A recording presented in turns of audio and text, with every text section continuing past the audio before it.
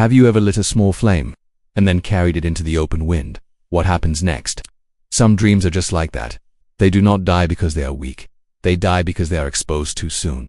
Before we begin the story, please like and subscribe to the channel to support us. Long ago, in a valley wrapped in mist, there lived a young man named Minh. Minh carried many dreams in his heart. One spring, he told everyone he thought he would learn to play the zither and become the finest musician in the valley. The villagers smiled. They patted his shoulder.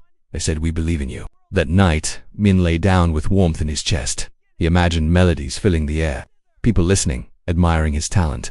But the next morning, when his fingers first touched the strings, something felt quiet inside him. The excitement was not as strong as it had been the night before. A few days later, the instrument was returned to the corner of the room. Summer arrived. Minh found a new idea. This time, he would open a small tea house by the stream. He told everyone again. They praised his creativity. They said the tea house would surely be full of guests. Minh felt his heart race once more, but soon, the drawings of the tea house remained only on paper. The mornings he planned to scout the location turned into late mornings of sleep. The wind moved through the valley. Minh's ideas drifted away with it. Years passed. Minh had many dreams, but none of them took shape. One evening he sat on the stone steps outside his home.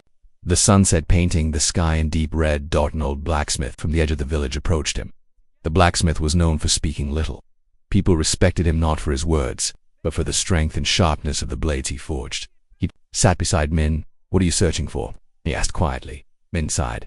"I have so many dreams, but none of them seem to last." The next morning, the blacksmith invited Minh to his forge. He placed 2 candles on the table and lit them both. One candle he covered with a small metal shield. The other he placed near an open window. "Let us wait," he said. The afternoon breeze flowed through the window. The candle near the window flickered. Its flame trembled. Then it went out. Meanwhile, the candle under the shield burned steadily and quietly. After a while, the blacksmith lifted the cover. The flame was still alive. He looked at Minh. "A new flame is fragile. It must be protected from the wind. When it grows strong enough, it can stand in the storm." He paused. "Your dreams are the same." Minh remained silent. "When you speak of your dreams," the blacksmith continued, "praise becomes the wind. It blows against a flame that has just been lit. You feel warmth as if the fire is already strong. But in truth, it has only just begun."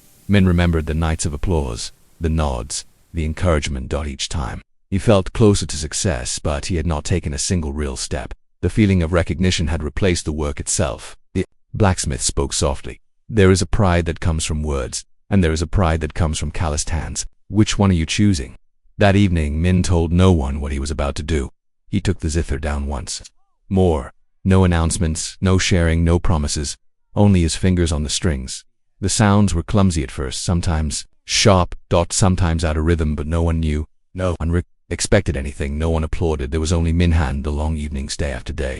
His fingers grew familiar with the strings. The sounds became fuller. The first melodies began to form. Some days, tired and discouraged, he wanted to tell some effort. He was trying, but he remembered the candle. He chose silence, not out of fear, but to protect the flame.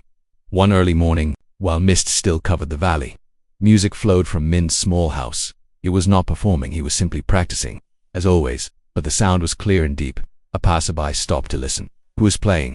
When they learned it was Minh, they were surprised. "When did you learn?" Minh smiled gently. "I simply began," and continued. From that day on, Minh no longer spoke much about his plans. He worked in silence, and when something was finished, it spoke for itself. No introduction, no promises, only existence. People began to see him differently, not because of what he said he would do, but because of what he had done. Think about the flame within you. Perhaps it has gone out before, not because you lack ability, but because you carried it into the wind too soon. In their early days, dreams are fragile. Protect them. Let them grow in quiet effort. When they are strong enough, they will not need your announcement. Their light will shine on its own. The next time you feel the urge to tell the world what you are about to build, pause. Hold the flame close. Wait until it burns steadily, and one day, without saying a word, others will see the light, and you will note is a real flame. If this story touched you, share it with someone you know is still protecting their flame.